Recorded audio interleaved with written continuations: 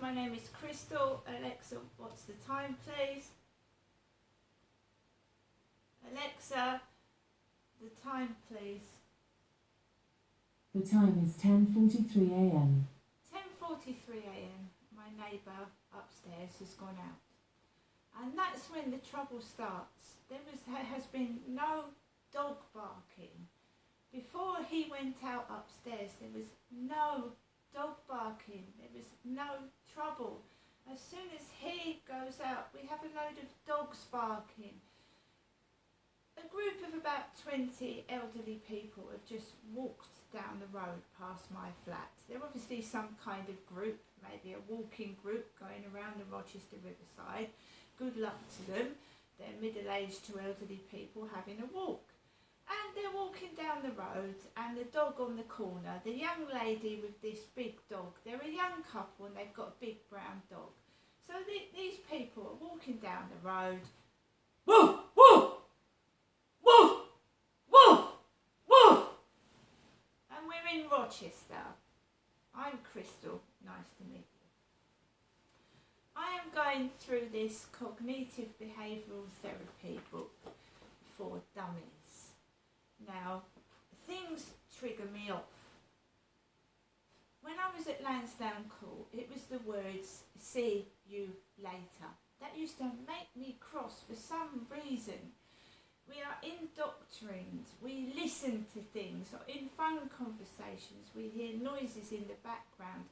Someone continually repeats a word, like dog, dog, your dog.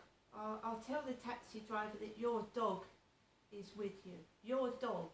And you take it all in, the sounds and what you're hearing. It could be a doorbell, a loud noise, a repetitive word, and it triggers you off when you're outside. Well, it does with me, and that's what was happening.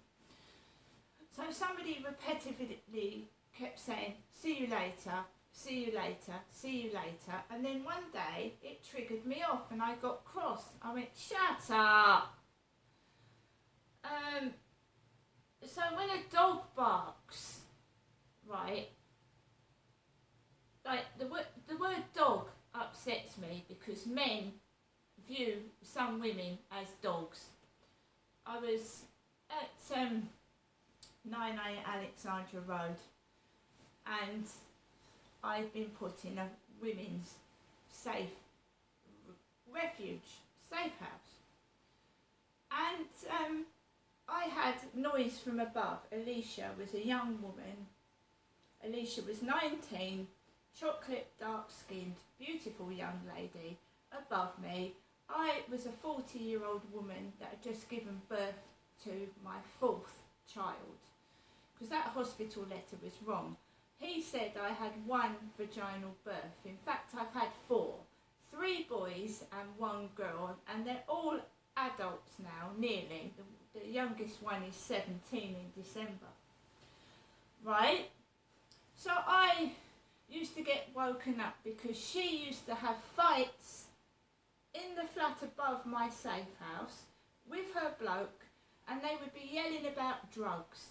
And a laptop was thrown out of the window, it smashed on the floor, broke into pieces.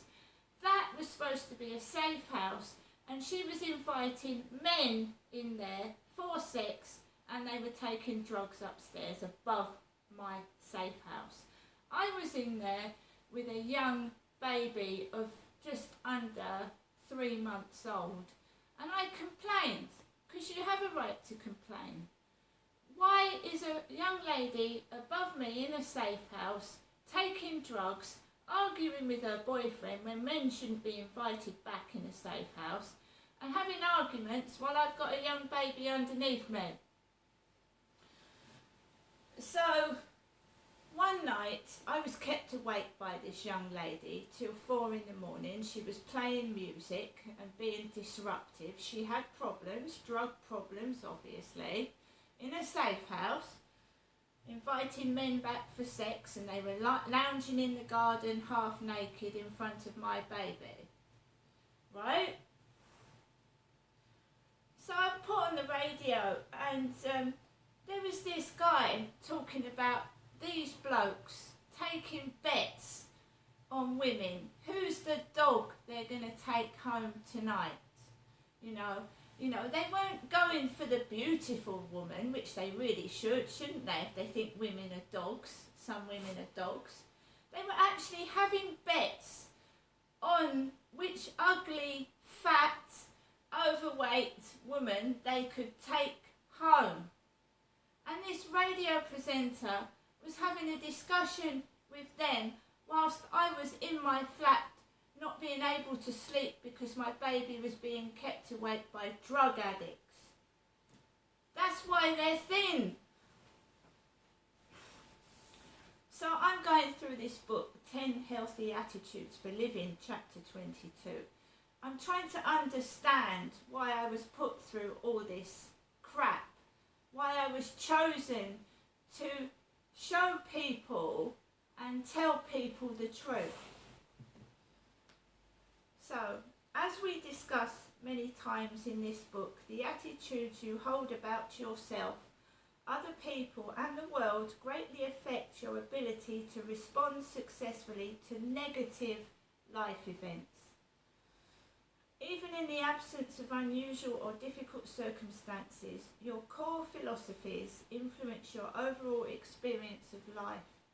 People who hold rational philosophies are generally less prone to emotional disturbances such as anxiety and depression, and are more readily able to solve problems.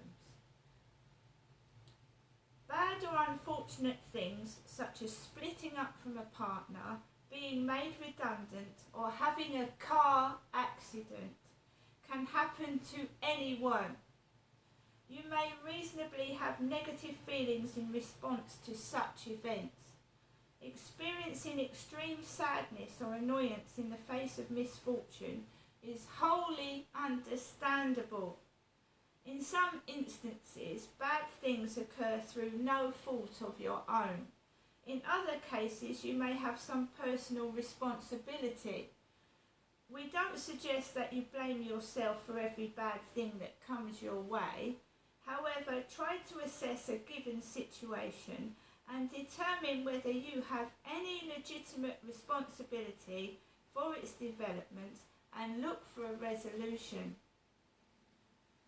Even if you're not personally responsible for a negative event, you can still take responsibility for your emotional and behavioural responses to the event.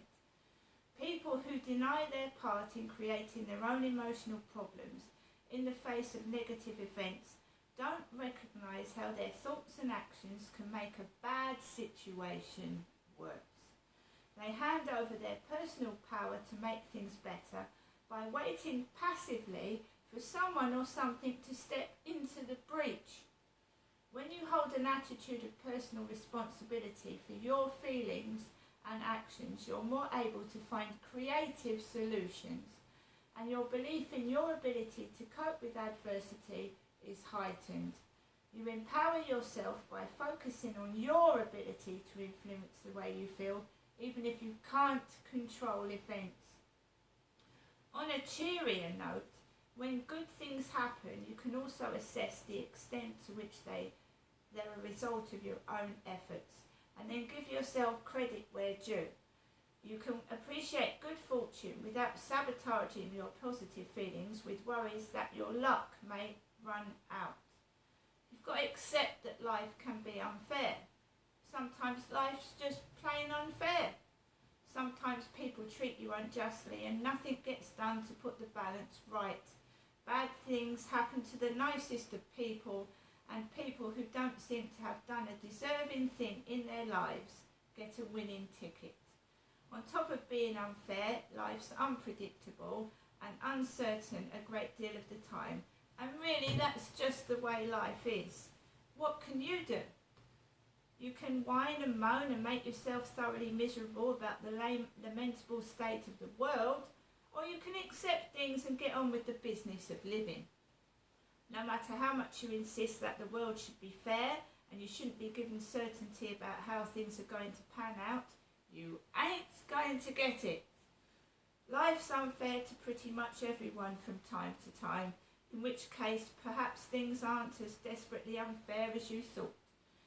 If you can accept the cold hard reality of injustice and uncertainty, you're far more likely to be able to bounce back when life slaps you in the face with a wet fish. You're also likely to be less anxious about making decisions and taking risks. You can still strive to play fair yourself, but if you accept that unfairness exists, you may be less outraged and less horrified if and when justice simply does not prevail. And in my case, it hasn't. I tried to get my son back over a 10-year period and no one would help me. See you later.